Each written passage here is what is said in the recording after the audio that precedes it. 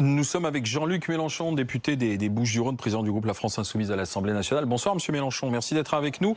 Vous avez défilé, vous, à Marseille, Bonsoir. auprès des soignants. Merci. Tout s'est d'ailleurs bien passé au son des revendications. Bon, à Paris, vous avez vu les images des fauteurs de troubles, les t-shirts noirs, les drapeaux anarchistes, Antifa. Comment vous expliquez que ça ait encore dégénéré? J'ai pas d'explication. Ce que je sais, moi, c'est que j'ai toujours été hostile à ces méthodes et que je n'ai pas l'intention de leur rendre le service d'en parler pendant des heures. Je pense que là, il faut bien que, pardon de vous parler comme ça, mais il faut faire attention à ce que vous faites, parce que leur but, c'est d'invisibiliser la manifestation dans son organisation, ses mots d'ordre, etc. Et d'une certaine manière, ils y arrivent chaque fois qu'on passe notre temps à parler d'eux.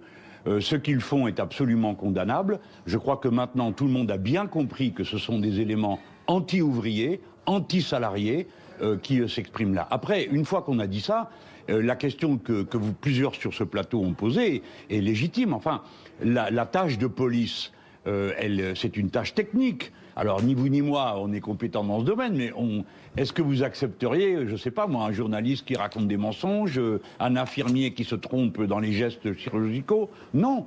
Donc, on est en droit de demander à ce que l'action de police soit efficace et qu'une poignée de gens ne viennent pas à bout d'une manifestation. Vous savez, dans le passé, on a eu l'impression que les casseurs, ça rendait service à un certain nombre de gouvernements. Ça leur permettait de disqualifier le personnel. Et c'est toujours le cas là, c'est une honte, parce qu'il s'agit des soignants, quoi. Je ne sais pas si quelqu'un, un cerveau malade, s'est dit on va laisser faire, ça va les discréditer. Comme j'ai vu samedi qu'il y avait véritablement une intention de provoquer la foule qui se rassemblait à l'appel du comité Adama Traoré. J'espère que ce n'est pas ce raisonnement. Mais vous avez fait remarquer à l'instant sur le plateau que le parcours de la manifestation déjà était étrange. J'ai vu combien de fois, et je me souviens d'une manifestation de Gilets jaunes, place d'Italie, où il y avait des chantiers partout.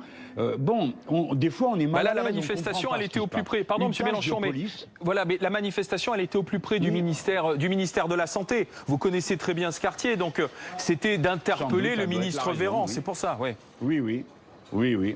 Ok, mais comme vous posiez la question, je la posais à mon tour.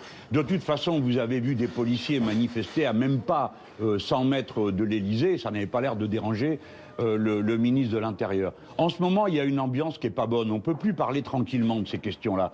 Vous voyez, l'usage de la police, c'est une tâche d'État. L'État a un rôle singulier dans la vie d'une nation. Et il doit bien organiser les tâches.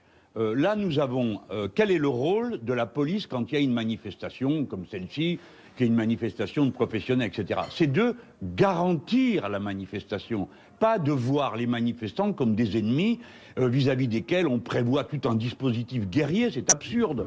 Bon, la plupart de ces gens étant de braves gens sans aucune intention violente, quand il n'y a pas de dispositif qui pousse au combat, ça vous donne la manif tranquille de Marseille. Je préfère vous dire qu'à Marseille aussi, il y a des gens tendus. Mais ça se passe bien parce qu'on a créé l'ambiance pour que ça se passe bien. Donc ce soir, et puis il y a d'autres cas attendez, où, en effet, la police... Pardon, mais parce que vous dites... Non, c'est important ce que vous dites. Le dispositif policier à Paris, c'est ce qui pousse peut-être à l'affrontement et aux violences. C'est ce que vous êtes en train de dire. Ah bah oui. Donc c'est la faute à la police, il y a eu de la casse. Attendez, je suis en train de dire... Non, pas à la police. Non, ne vous trompez pas, parce que, vous savez, après, tout devient noir et blanc. Alors, si on fait une critique sur l'usage de la force, ça devient une critique de la police et des policiers. Non, je critique la stratégie que déploie le préfet l'allemand, qui se comporte d'une manière qui n'est pas acceptable. Et c'est un échec. Écoutez tout de même, voilà maintenant plus de 20 ans que nous avons affaire à des offensives dites de casseurs. Comment se fait-il qu'en 20 ans, on n'ait toujours pas trouvé le moyen, pour les gens dont c'est le métier, d'empêcher ce type de comportement? Au point que vous voyez, nous sommes en train de parler maintenant depuis peut-être 2 ou 3 minutes de quoi? De casseurs et pas des revendications de santé. Or, les Français ont des raisons d'être très inquiets. Les gens sont à nouveau dans la rue, les gens de santé sont à nouveau dans la rue.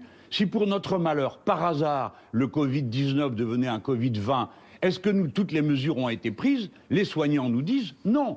Et de la même manière, vous avez vu que le gouvernement a imputé 136 milliards de dettes sociales à la sécurité sociale, au lieu de le prendre en charge comme il le fait pour les avions, les voitures et le reste. Et moi, je trouve qu'il y a une situation qui pose problème. Une dernière question, Jean-Luc Mélenchon, parce que aujourd'hui, le fil rouge de ce qui s'est passé à Paris et aussi à Dijon, c'est l'autorité de l'État qui est défiée. Il y a peu de temps, vous demandiez à ce qu'on désarme la police. Face à l'exhibition d'armes lourdes à Dijon, vous voulez toujours qu'on désarme la police aussi ?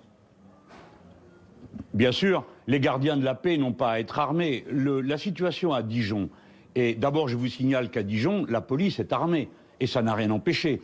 Bien sûr, et je remercie les policiers de ne pas être courus là-bas, faire face à une tâche qui n'est pas de leur compétence. Affronter une bande armée, c'est une tâche de police bien particulière. Elle doit être faite par un service spécialisé. L'IGPN pour la gendarmerie, le RAID pour la police. Ce sont des professionnels de très haut niveau qui savent que faire dans ce type de situation. Ce n'est pas le rôle d'un gardien de la paix, même équipé d'une arme. Il ne faut pas qu'il aille se mettre dans une histoire pareille. Mais à Dijon, c'est aussi un échec du renseignement. Parce que comment une bande de Tchétchènes, en plus de demandeurs d'asile, a-t-elle pu se constituer, aller essayer d'attaquer un quartier pendant 3 jours sans qu'il y ait aucune réaction ? Et comment ont-ils pu faire tout ça? Ça veut dire qu'on est incapable de savoir ce qu'ils font. C'est un échec du renseignement intérieur. J'ai vu que M. Nunez y était. M. Nunez, c'est un bon flic. Je l'ai connu, préfet de police à Marseille. Et je dois peut-être la vie à cet homme parce que c'est lui qui a fait interpeller les gens qui voulaient m'assassiner. C'est un bon flic. Donc lui, il va là-bas. Il a été le directeur du renseignement intérieur. Comment se fait-il? Il a dû, j'imagine, leur passer en savon, leur dire, mais enfin comment 100 Tchétchènes se regroupent, s'arment, et vous n'avez rien à dire et vous ne savez pas qui est là. Alors justement... Donc, si vous voulez, je termine d'un mot, nous avons besoin de déployer des forces de police en réfléchissant à ce qu'on fait. On a besoin de plus de moyens humains dans le renseignement intérieur, moins de gadgets électroniques, plus de gens qui connaissent plusieurs langues et qui savent faire correctement le travail de renseignement intérieur. Justement, il n'aura pas échappé à votre sagacité politique aujourd'hui que Marine Le Pen a fait un véritable discours de campagne en étant à Dijon. Elle a condamné l'immigration massive, elle a demandé un moratoire, elle a parlé de séparatisme, de communautarisme, elle a demandé à ce que soient expulsés les étrangers. On apprend là ce soir du côté de la place Beauvau qu'il y aura un examen systématique de l'expulsion des étrangers impliqués dans les violences de Dijon, Jean-Luc Mélenchon. Ah ben alors prenons deux choses. Bon, Madame Le Pen, c'est son fonds de commerce. En réalité, il n'y a eu aucune bataille communautaire là-bas.